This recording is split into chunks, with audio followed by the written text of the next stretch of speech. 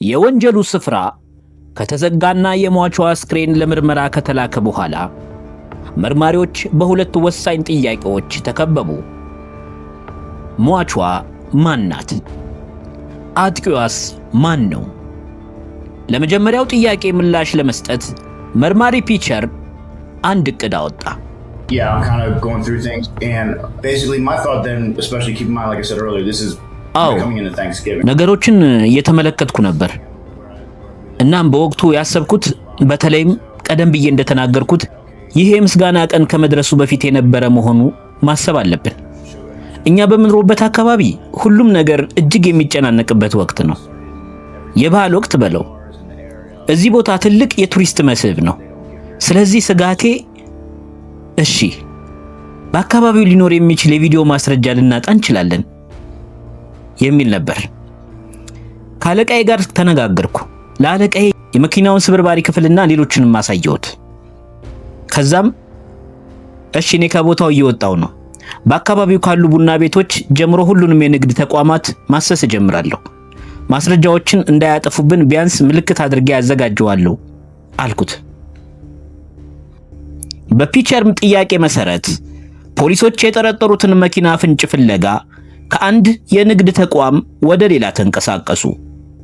ፍለጋው ጥቁር ባለ 3 ባለ 8 ኢንች የበምፐር ቁራጭ የጎደለውንና ከዛፍ ቅርንጫፎች ጋር በመጋጨቱ ምክንያት ጉዳት የደረሰበትን መኪና እንዲሁም በቀን ብርሃን የተፈጸመ እገታ ፍንጭ ለማግኘት ነበር። ነገር ግን ግድያው መቼ እንደተፈጸመ ግልጽ የጊዜ ሰሌዳ ባለመኖሩ ፍለጋው ከሰዓታት እስከ ቀናት ሊወስድ ይችል ነበር። ስለዚህ ፒቸር ጥረቱን ከፍሎ ፖሊሶች ይልቁንም ስለሟች እንዲጠይቁ ፎቶዋን በአካባቢው ለሚገኙ የንግድ ተቋማት በማሳየት ሊያውቃት የሚችል ሰው እንዲፈልጉ ላካቸው። ነገር ግን ያኔ ነበር ያልተጠበቀ ችግር ያጋጠመው። የሟቿ ማንነት አሁንም ሳይታወቅና የተጠርጣሪው መኪና ፍንጭ ሳይገኝ ፖሊሶች ግራ ተጋብተው ነበር። ሰዓታት ባለፉ ቁጥር ጉዳዩ ለዘለቄታው የመሰወር ዕድሉ እየሰፋ መቼም ቢሆን መያዝ የማይችልበት ደረጃ ላይ ይደርስ ነበር። ነገር ግን ፍንጮች ሁሉ ሊያልቁ ሲሉ አንዲት የቡና ቤት አስተናጋጅ ወደፊት በመምጣት የመጀመሪያውን ትልቅ ፍንጭ ሰጠቻቸው።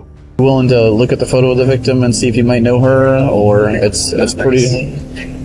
It's up to you. Yeah. Okay. All right. There's this lady here. You might be able to recognize her. Yes. አስተናጋጇ የሴቲቱን ስም ማስተዋት ባትችልም ደጋግማ እንዳየቻት ታስታውሳለች። ይህም የአካባቢው ነዋሪ እንደሆነች ይጠቁማል። ከዚያም ሌላ አስተናጋጅ ቀረበች። እሷም ሟቿን አወቀቻት። ነገር ግን አሁንም ስም መስጠት አልቻለችም። ሆኖም ሌላ ነገር አሰበች። ጥቂት ማይሎች ርቆ በሚገኘው ሳንሴት ግሪል ምግብ ቤት ውስጥ ስትሰራ አይታታለች። በዚህ አዲስ መረጃ ፖሊሶች በፍጥነት ውይይታቸውን አጠናቀው ወደ ምግብ ቤቱ አመሩ። ከትልቆቹ የምርመራ ጥያቄዎች ለአንዱ ምላሽ ለማግኘት ጥቂት ጊዜያት ብቻ እንደቀራቸው ተረድተዋል። How are you? Hi, I'm Stephanie. Detective Rosa DiGiovanni. The reason that I'm asking is, has she ever worked for you? Oh, she looks familiar. በመጨረሻም ፖሊሶች ስሟን አወቁ። የ51 ዓመቷ ሚሼል። ነገር ግን መርማሪዎች የጥፋት የመጠፋፋትና ሪፖርቶችን ሲፈትሹ ምንም አላገኙም። ይህም ሟቿ ቅርብ ቤተሰብ የላትም ወደሚል ድምዳሜ ያደረሳቸው። ነገር ግን አሰሪዋ ሞቷን የበለጠ አሳዛኝ የሚያደርግ ነገር ይፋ አደረገች። ከዊስኮንሲን ወይም ሚኒሶታ ከዊስኮንሲን እንደምትመጣ ነግራኛለች። የት እንደነበረች መረጃዋ በሙሉ አለኝ ብዬ አስባለሁ። ቤተሰብ ነበራት፣ ልጆች እንዳሏት አውቃለሁ። እና የቀድሞ ባለቤቷ የልጆቿ ማደጊያ መብት አልነበራትም።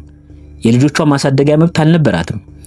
ቀደም ሲል አማካሪ ወይም ቴራፒስት እንደነበረች ነግራኛለች። የበለጠ ማወቅ ነበረብኝ። እነዚህን እንክብሎችና ነገሮች መውሰድ አልነበረብኝም ትል ነበር። እኔም እንግዲህ ራስሽን ማስተካከል አለብሽ፣ ካልሆነ ግን ልሰናበትሽ እገደዳለሁ ብያት ነበር። ነገር ግን ሁሉ ጊዜ ትናገር ነበር። ልጆቿን አላውቃቸውም፣ አግኝቻቸው አላውቅም፣ ግን ሁሉ ጊዜ ስለነሱ ትናገራለች። ስንት ዓመታቸው እንደሆነ አላቅም።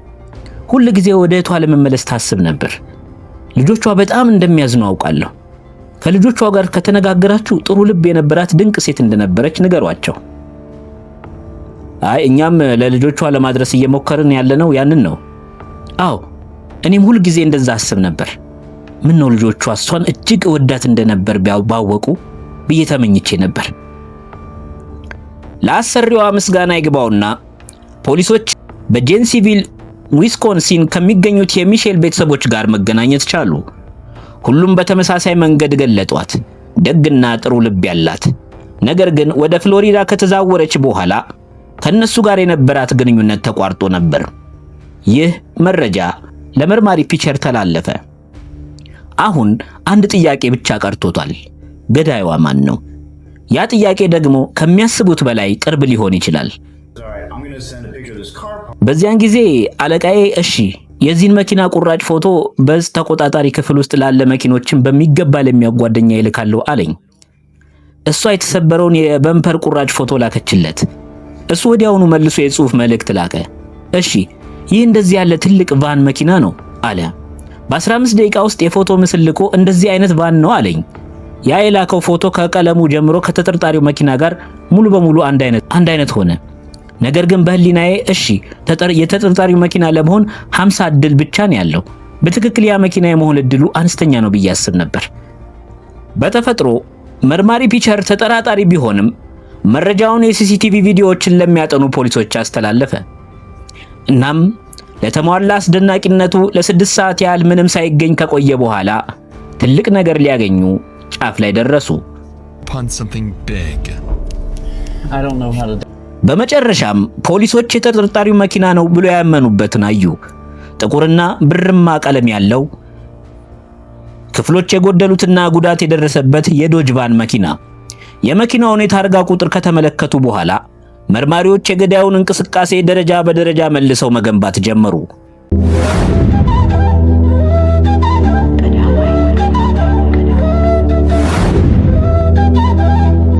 The home for season 2 of House of David Ministry.